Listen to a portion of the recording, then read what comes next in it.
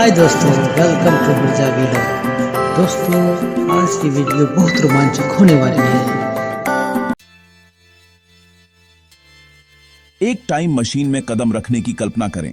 Dial set हैं, engine Gunjan कर रहा है और रोशनी की एक चमक के साथ आप बहुत दूर अतीत में पहुंच गए हैं। सिर्फ कुछ सदियों पहले नहीं, बल्कि 10 मिलियन साल पीछे हम उस युग में पहुंचते हैं जिसे वैज्ञानिक मायोसिन इपॉक कहते हैं। यह ऐसी दुनिया है जो जानी पहचानी भी है और एलियन जैसी भी। बड़े महाद्वीप ज्यादातर अपनी आज की जगह पर हैं, लेकिन विवरण अलग हैं। हवा ज्यादा गर्म, ज्यादा नम महसूस होती है। आवाजें शहर के ट्रैफिक या हवाई जहाजों की नहीं हैं, बल्कि घने जंगलों और विशाल खुले घास के मैदानों में गूंजते अजीब जानवरों की आवाजें हैं। यह एक ऐसा ग्रह था जो महत्वपूर्ण बदलाव की कगार पर था। एक गतिशील अवधि जिसने आज हम जिस दुनिया को जानते हैं उसकी नींव रखी, जिसमें हमारे अपने मानव पूर्वजों का उदय भी शामिल है। डायनासोर के बारे में फिल्मों से आपने प्रागैतिहासिक जीवन के बारे में जो कुछ भी सोचा है उसे भूल जाइए। टायरेनोसोरस रेक्स और ट्राइसेराटॉप्स जैसे महान गैर एवियन डायनासोर इस समय से 50 मिलियन साल पहले पृथ्वी से गायब हो गए थे। उनका शासन एक दूर की स्मृति थी, ग्रह के इतिहास में एक खोया हुआ अध्याय। 10 मिलियन साल पहले की दुनिया पर जानवरों के एक नए समूह का राज्य था, मैमल्स। वे विविधता और आकार में तेजी से बढ़े थे। डायनासोर द्वारा खाली छोड़े गए पारिस्थितिक स्थानों को भर रहे थे। ये छोटे सरकने वाले जीव नहीं थे जो दिग्गजों की छाया में छिपे रहते थे। ये पृथ्वी के नए शासक थे, एक ऐसे ग्रह पर चल रहे थे जो उनका निर्विवाद साम्राज्य था। हमारी यात्रा हमें पृथ्वी की कहानी में एक महत्वपूर्ण बिंदु पर ले जाती है। ग्रह आज की तुलना में आम तौर पर ज्यादा गर्म था, जिसमें छोटे ध्रुवीय बर्फ के टोपी और ऊंचे समुद्र का स्तर था। इस गर्मी ने हरे भरे जंगलों को उन जगहों पर पनपने दिया जो अब बहुत ठंडी हैं। हालांकि एक ठंडा और सूखने वाला रुझान विश्व स्तर पर पकड़ बनाना शुरू कर रहा था। यह धीरे धीरे जलवायु परिवर्तन विशाल घने जंगलों को कुछ क्षेत्रों में पीछे हटने का कारण बन रहा था, जिससे एक नए और क्रांतिकारी प्रकार के इकोलॉजिकली तंत्र को रास्ता मिल रहा था। घास का मैदान या सवाना, यह पर्यावरणीय परिवर्तन विकास का एक शक्तिशाली इंजन था, जिसने जानवरों को खुले में जीवन के लिए अनुकूलन करने के लिए मजबूर किया, जिसके अनगिनत प्रजातियों के लिए गहरे परिणाम हुए। इस प्राचीन दुनिया की खोज करना हमारे ग्रह की जीवनी में एक महत्वपूर्ण अध्याय पढ़ने जैसा है। यह अनुकूलन की कहानी है, प्रतिस्पर्धा की और भूविज्ञान और जलवायु की अथक धीमी गति से चलने वाली शक्तियों की कहानी है जो जीवन के भाग्य को आकार दे रही है। जिन प्राणियों से हम मिलेंगे वे आज हम जिन जानवरों को पहचानते हैं उनमें से कई के पूर्वज हैं, लेकिन उनमें अक्सर अजीब और अद्भुत विशेषताएं थीं। विशाल दांत वाले शाकाहारी से लेकर भयंकर भालू जैसे कुत्तों तक मायोसिन विकासवादी प्रयोगों का एक संग्रहालय था। इस अवधि को समझना सिर्फ पुरानी हड्डियों को देखने के बारे में नहीं है, यह हमारी आधुनिक दुनिया की गहरी जड़ों और यहां तक पहुंचने के लिए जीवन ने जो लंबा घुमावदार रास्ता लिया है उसे समझने के बारे में है। उत्तरी अमेरिका, यूरोप और एशिया के नए फैलते घास के मैदानों में स्तनधारियों के विशाल झुंड घूमते थे। ये आज के जाने पहचाने बाइसन या वाइल्ड बीस्ट नहीं थे। गोमफोथेर्स की कल्पना करें, जो आधुनिक हाथियों के रिश्तेदार थे, जिनके 2 के बजाय 4 दांत थे।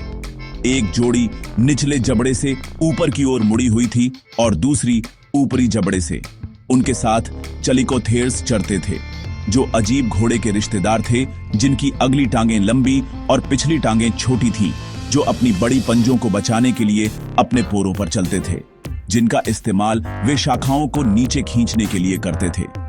मेरिचिपस जैसे आदिम 3 पैर वाले घोड़ों के झुंड भी आम थे। उनके दांत इस नए वातावरण की खुरदरी घासों का सामना करने के लिए ऊंचे मुकुट वाले होने के लिए विकसित हो रहे थे। इस युग के शिकारी भी उतने ही प्रभावशाली और ईमानदारी से कहूं तो कुछ हद तक डरावने थे। शीर्ष शिकारी बड़े बिल्लियाओं नहीं थे जैसा कि हम उन्हें जानते हैं। इसके बजाय भालू कुत्तों या एम्फीसाइनिड्स नामक एक समूह कई पारिस्थितिक तंत्रों में शीर्ष शिकारी थे। ये भालू और कुत्तों का मिश्रण नहीं थे, बल्कि मांसाहारियों का अपना अनूठा परिवार थे। एम्फीसायन जैसी कुछ प्रजातियां आधुनिक ग्रिजली भालू जितनी बड़ी थीं, जिनमें एक शक्तिशाली बनावट और एक लंबी भारी पूंछ थी। उनके पास हड्डी को कुचलने वाले जबड़े और खुले मैदानों में शिकार का पीछा करने की फुर्ती का एक दुर्जेय संयोजन था, जिससे वे अपने दुनिया को साझा करने वाले किसी भी बड़े शाकाहारी के लिए एक भयानक शिकारी बन गए थे। समुद्र भी विशालकाय जीवों का घर था। जबकि व्हेल पहले से ही विविधतापूर्ण हो रही थी, मायोसिन समुद्रों का निर्विवाद राजा एक विशाल शार्क था, कारचारोक्लेस मेगालोडॉन। यह अब तक का सबसे बड़ा शिकारी शार्क था, एक ऐसा जीव जो 60 फीट या उससे अधिक की लंबाई तक पहुंच सकता था। उसके दांत एक मानव हाथ के आकार के थे और उसकी काटने की शक्ति इतनी शक्तिशाली थी कि वह एक व्हेल की खोपड़ी को कुचल सकती थी। मेगालोडन समुद्र का अंतिम शीर्ष शिकारी था, जो मध्यम आकार की व्हेलों पर भोजन करता था, जो गर्म मायोसिन पानी में प्रचुर मात्रा में थी।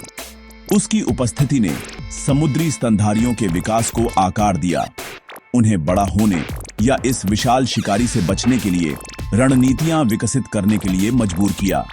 मायोसिन में जीवन अस्तित्व के लिए एक निरंतर संघर्ष था, जो भोजन खोजने और भोजन बनने से बचने की आवश्यकता से प्रेरित था। गोम्फोथेर्स अपने दांतों का उपयोग रक्षा के लिए और जड़ों को खोदने के लिए करते थे। चलिकोथेर्स अपने पंजों का उपयोग पेड़ों में ऊंची पत्तियों तक पहुंचने के लिए करते थे। शुरुआती घोड़ों ने विशाल भालू कुत्तों से बचने के लिए गति और सहन शक्ति विकसित की। समुद्रों में व्हेलों ने जटिल सामाजिक व्यवहार और संचार विकसित किया, शायद आंशिक रूप से मेगालोडन के हमेशा मौजूद खतरे से अपने बच्चों की रक्षा के लिए। हर प्राणी एक जटिल खाद्य जाल का हिस्सा था, जो महाद्वीपों और गहरे नीले समुद्रों में जीवन और मृत्यु का एक भव्य नाटक खेल रहा था। 10 मिलियन साल पहले की जलवायु कुल मिलाकर हमारी वर्तमान जलवायु से कहीं ज्यादा गर्म और स्थिर थी।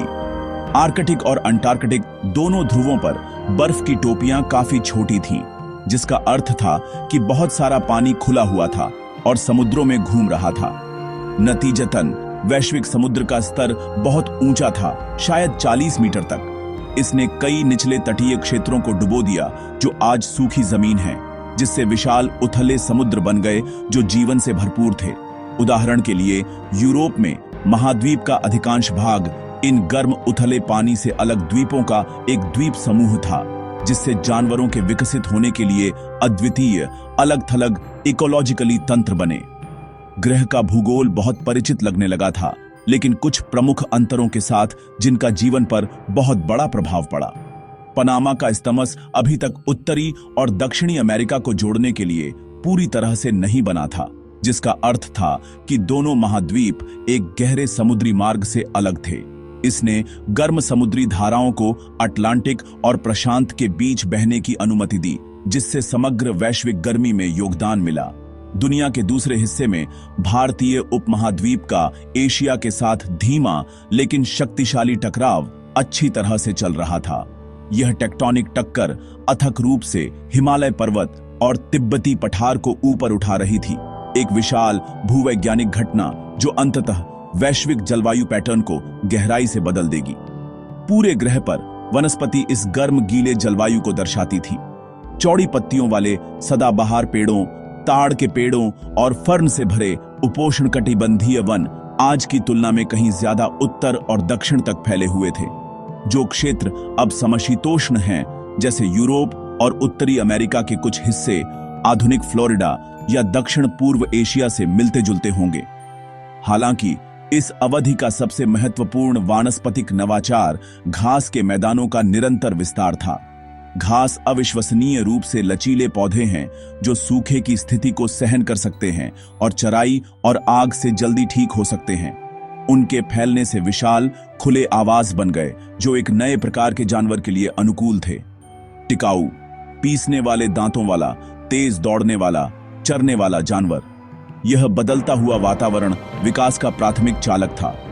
जंगलों से भरे दुनिया से विशाल सवाना वाली दुनिया में संक्रमण एक महत्वपूर्ण क्षण था। इसने जानवरों को छाया से बाहर और खुले में मजबूर किया।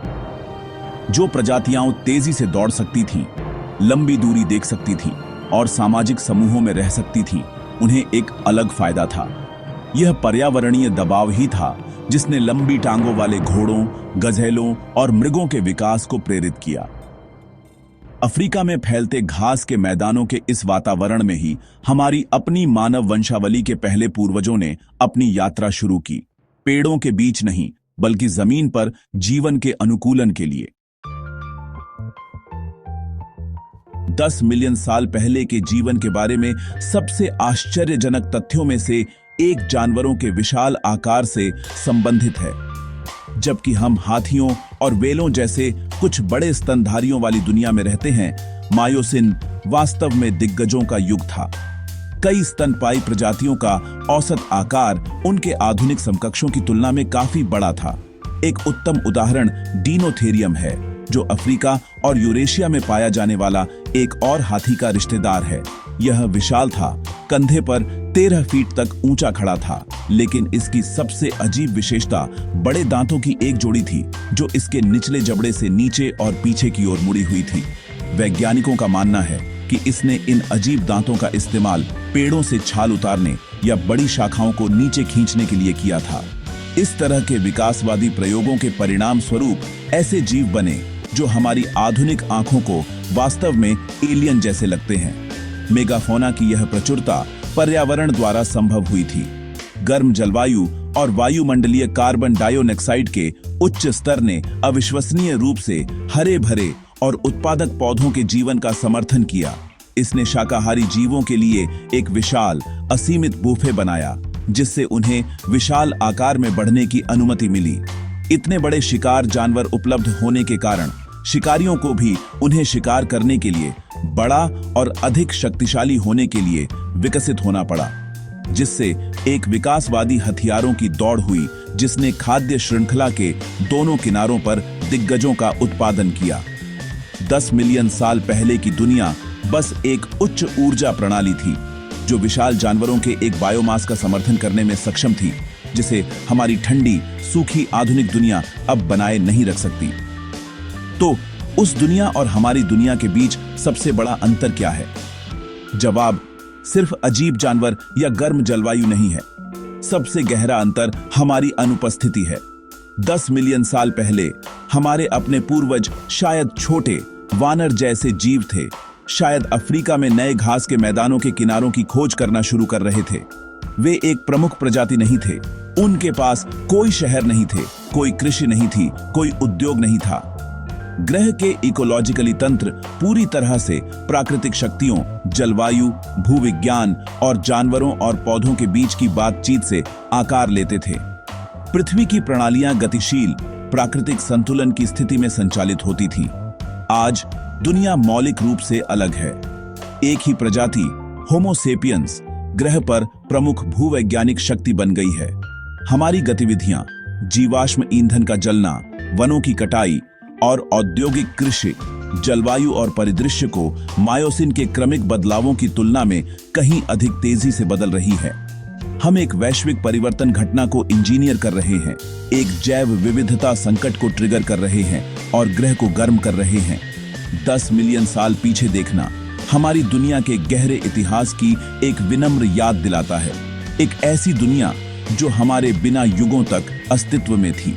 यह हमें अविश्वसनीय समृद्धि वाले ग्रह को दिखाता है और एक कठोर आधार रेखा के रूप में कार्य करता है, जिसके खिलाफ हम आज अपने गहरे प्रभाव को माप सकते हैं। आपको ये सफर पसंद आया होगा। अगर आपको हमारा वीडियो पसंद आया हो तो लाइक और सब्सक्राइब करना ना भूलें। अगले वीडियो में फिर मिलेंगे, तब तक के लिए अलविदा। हर जगह कुछ नया, कुछ अलग देखने को मिला। आप इनमें से कौन से स्थान पर जाना चाहेंगे, हमें कमेंट्स में बताएं। और हाँ, अगर आपको ये वीडियो पसंद आया हो तो इसे लाइक और शेयर जरूर करें। अगले वीडियो में हम आपके लिए एक और नया सफर लेकर आएंगे। तब तक के लिए नमस्कार।